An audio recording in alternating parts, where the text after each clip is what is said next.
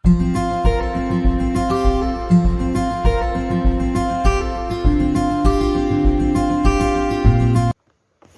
assalamualaikum warahmatullahi wabarakatuh. Waalaikumsalam warahmatullahi wabarakatuh. Apa kabarnya hari ini, Nak?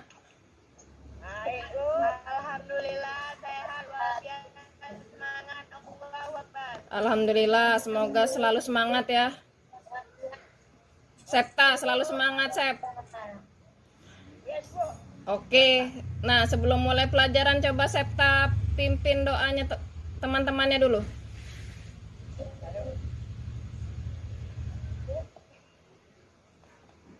Sebelum kita mulai, marilah kita berdoa menurut agama dan kepercayaan masing-masing. Berdoa, mulai.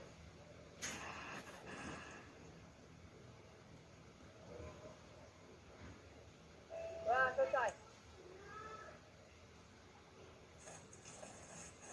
Ya, kemarin masih ingat pelajaran apa yang sudah disampaikan? Tentang apa, Lia? Gerakan nasional. Pergerakan nasional mengenai apa faktor?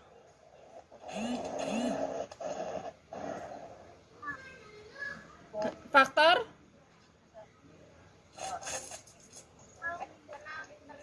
Iya, internal dan eksternal. Jadi ada dua ya. Iya, dari dalam dan dari luar.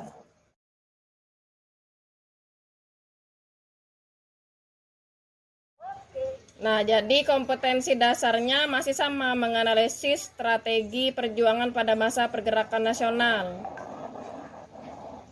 Keterampilannya menyajikan hasil strategi perjuangan pada masa pergerakan nasional dalam bentuk lisan atau tulisan. Nah, nanti PK-nya di sini indikator pencapaian kompetensinya menganalisis organisasi kebangsaan pada masa pergerakan nasional. Lanjutnya menganalisis organisasi keagamaan. Jadi ada dua hari ini ya kita ya. Nah, untuk keterampilannya Ibu minta hasil analisis dalam bentuk tulisan mengenai organisasi kebangsaan dan keagamaan pada masa pergerakan nasional. Tujuannya ini ya. Jadi diharapkan anak-anak bisa menganalisis organisasi kebangsaan, menganalisis organisasi keagamaan, serta menyajikan hasil analisis dalam bentuk tulisan. Ini ada kesalahan, dalam bentuk tulisan mengenai organisasi kebangsaan dan keagamaan. Nah, sebelum masuk ke materi, Bu tayangkan sedikit mengenai videonya.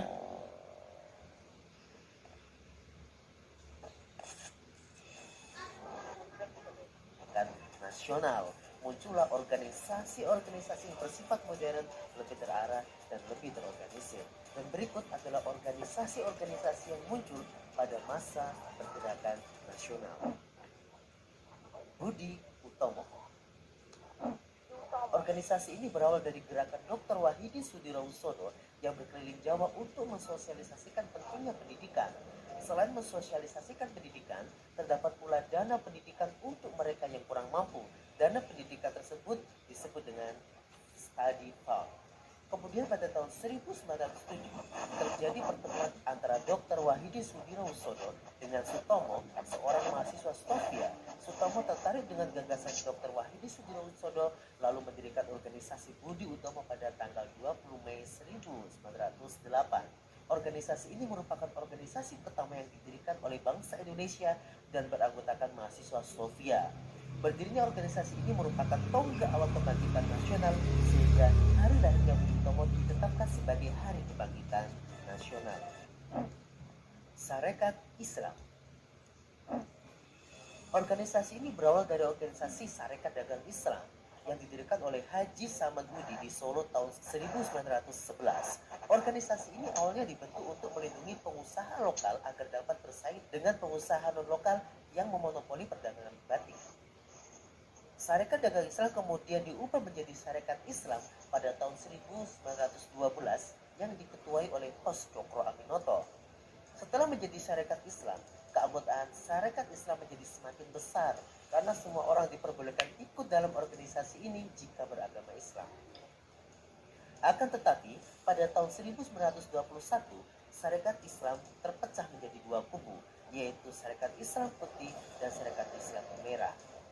Perpecahan tersebut terjadi karena adanya penyusupan paham sosialis komunis. Adapun yang disebut dengan syarikat Islam Putih adalah SI yang berpusat di Yogyakarta. Tokoh tergabung dalam organisasi ini adalah Haji Agus Salim dan Agus Muiz. Sementara untuk syarikat Islam Merah berpusat di Semarang dan berhaluan komunis. Tokoh yang tergabung dalam organisasi ini adalah Semaun, Alimin, dan Harsono.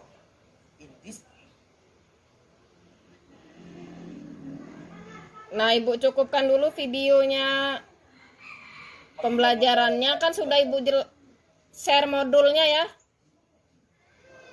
di WA maupun di Google Classroom mengenai organisasi pergerakan nasional.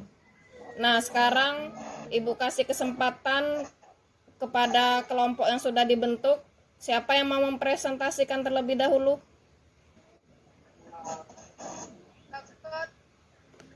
Tokoh-tokoh syarikat Islam yaitu Haji Samanhudi, R.M. Tirto Suryo, Cokro Minoto, Agus Salim, Soekarno, Semaun, Abdul Muiz, Darsono, Dr. Sukiman, Ahmad Sangaji, Wihoho, Kasmas Singon, Abi Kusnot, Cokro Suyoso.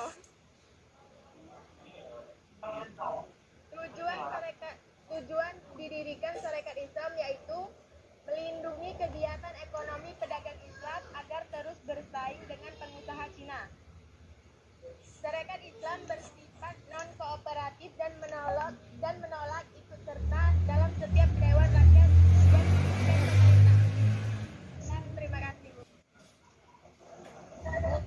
Budi Utomo adalah sebuah organisasi pemuda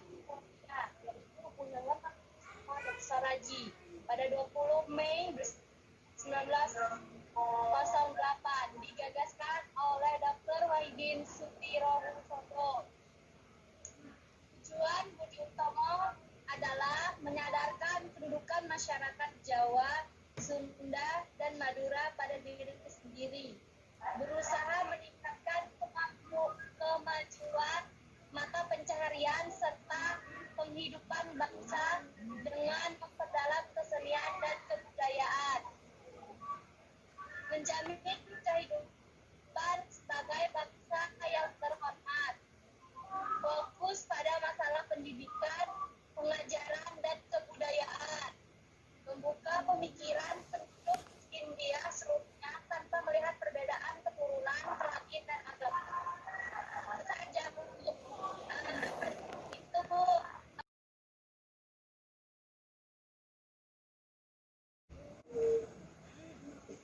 Ayo, siapa yang mau menyampaikan kesimpulan? Saya Bu. Yo, Siti. Materi pergerakan nasional lahirnya organisasi kebangsaan dan keagamaan Indonesia terbagi menjadi dua, yaitu organisasi keagamaan dan keorganisasi pergerakan. Organisasi pergerakan yaitu organisasi Budi Utomo, organisasi Serikat, organisasi Indikos atau Interkos Partis atau IP, dan seksi keagamaan. Iya, organisasi Nahdlatul Ulama. Terus yang kooperatif atau mau bekerja sama dengan Belanda, itu organisasi Budi Utomo, Muhammadiyah, dan Nahdlatul Ulama. Yang non kooperatif tidak mau bekerja sama dengan Belanda, yaitu Indikos Parti atau IP, Serikat Islam. Terima kasih. Tentang organisasi kebangsaan sama keagamaan. Ya, Ibu tutup. Wassalamualaikum warahmatullahi wabarakatuh. Waalaikumsalam warahmatullahi wabarakatuh.